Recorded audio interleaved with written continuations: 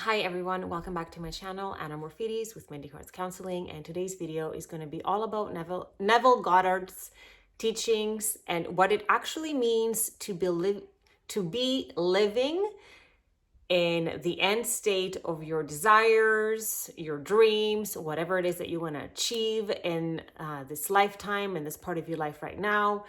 This video is going to explain what it actually means to be living in the end of your desires. So Neville Goddard was really big on the law of assumption. And the law of assumption, much like the law of attraction, is a natural law that does exist in the universe that we are a part of. And it does work by what you assume to be true within the reality that you can create in your head about what you can actually experience is what will manifest in your 3D reality. So predominantly what we think and what we feel about ourselves and the possibility that we can get to the desired job that will give us the amount of money that we are wanting to experience, the desired relationship where you have all these feelings that you are hoping to feel safe and secure and to be seen and have connection and respect. There are so many feelings that are part of any situation and or relationship that we want to be a part of. That's how we know if something is right for us in the first place, right? Is we go ahead and we try things because we have an idea of what kind of job we might want to have. We have an idea of what kind of partner we might want to have. And then we go and we try a person and or a job opportunity and or a situation. And then we know by feeling if that person and or situation is actually meant to be for us. So when we live in the end of that outcome, so say that I want to manifest my YouTube channel and I want to have it be monetized. So I'm going to use the law of assumption to my favor, and I'm going to assume that that has already happened.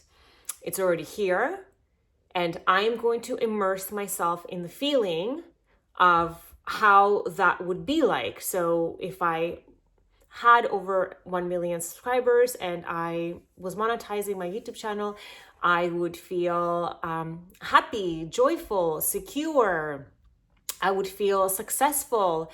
I would feel that my life's purpose was actually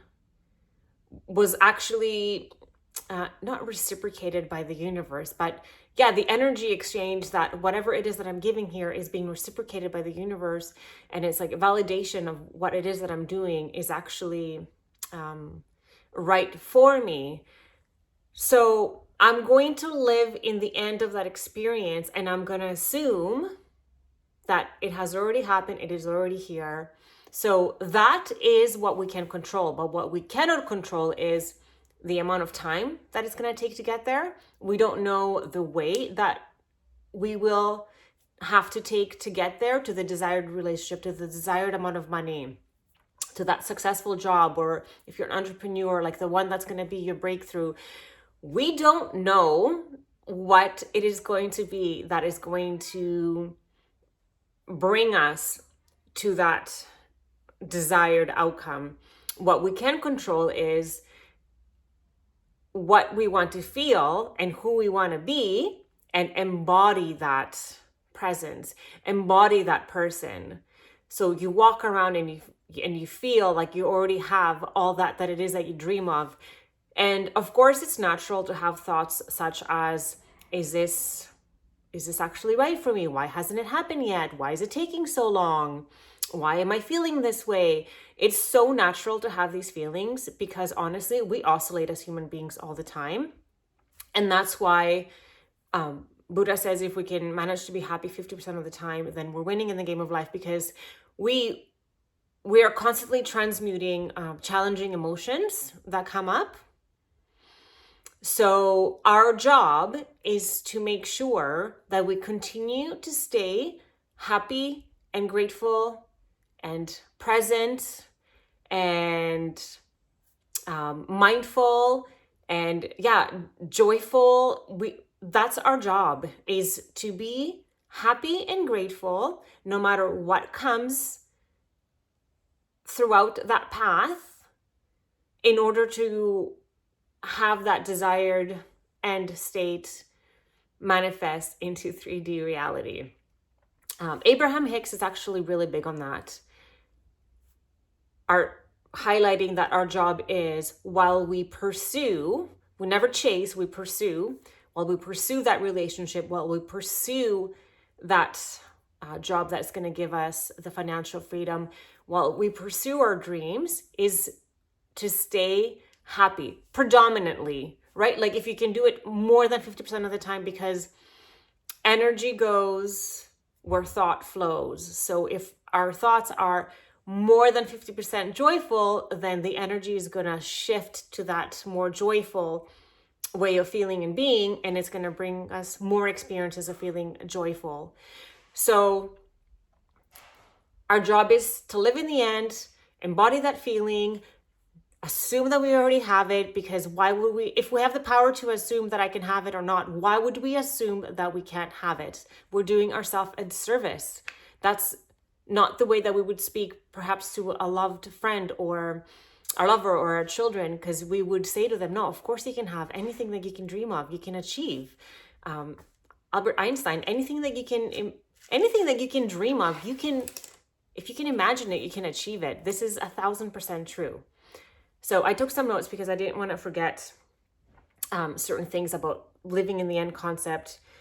And yes, the other thing that's really important about living in the end, right? So we have an idea what we want to experience. We embody that feeling. So in a relationship, I want to feel secure and loved and cherished and all these things. But what we cannot also do, aside from like focusing on one person, like attaching, we can't be attaching to a specific person or a specific path that we think that it would take us to get to that successful job. Because before we were talking about time and or how we get there. We can't attach to the how or the who it's also going to be, because attachment is the root cause of all suffering.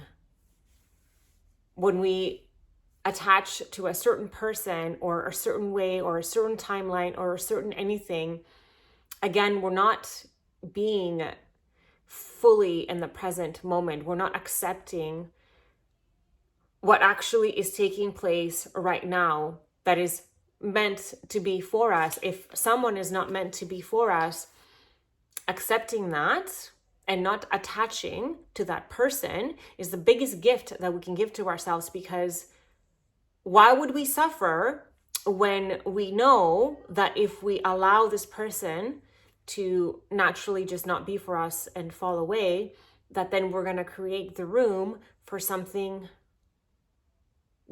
different to come in that is actually meant for us. Same with a job or career or anything that you're trying to manifest. If you're trying it out and it's not feeling like flow, if you feel resistance, if it feels like you're trying to make it work, because like you're attaching that, no, it should be this way, like this is the way that it should be, then just take a step back and see maybe that you are doing yourself a disservice and you're not allowing the natural flow of source energy, creator, the same power that has the flowers bloom every season, the tides go back and forth with the moon. That same greater source of energy also has a way of guiding you through your own seasons or your own tides. It's the same thing. So our job is just to follow the lead. And the way to follow the lead is just to follow the feeling. You embody the feeling and you keep following the feeling.